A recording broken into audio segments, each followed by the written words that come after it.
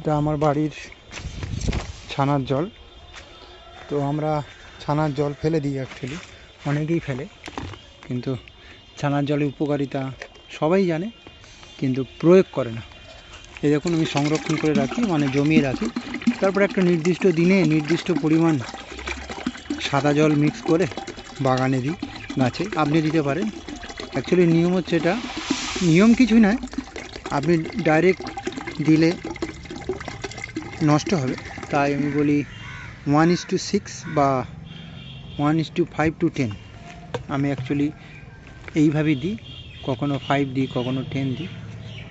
তো এইরকম ব্যাপার আর কি, এখানে দিতে পারবেন আপনি।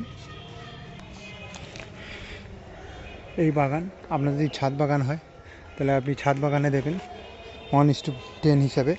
যতটা জলের প্রয়োজন হয় চারা গাছে, ধরুন 1 মগ জলের প্রয়োজন, তো সেই হিসাবে 1:5 বা 10 পর্যন্ত দিতে পারবেন। 1:5 বা 1:10, মানে 1 মগ জল, 1 মগ যদি ছানার জল হয়, 1 গ্লাস যদি ছানার জল হয়, তাহলে 5 গ্লাস থেকে 10 গ্লাস পর্যন্ত আপনি জল মিশিয়ে ওটা দিতে পারবেন।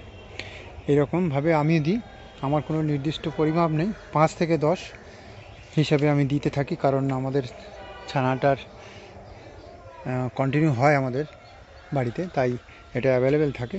তাই আপনারাও এইটা ব্যবহার করতে পারবেন, ছানার জল গাছে, টবে। তো এই আমাদের ব্যাপার আর কি। ভালো থাকবেন।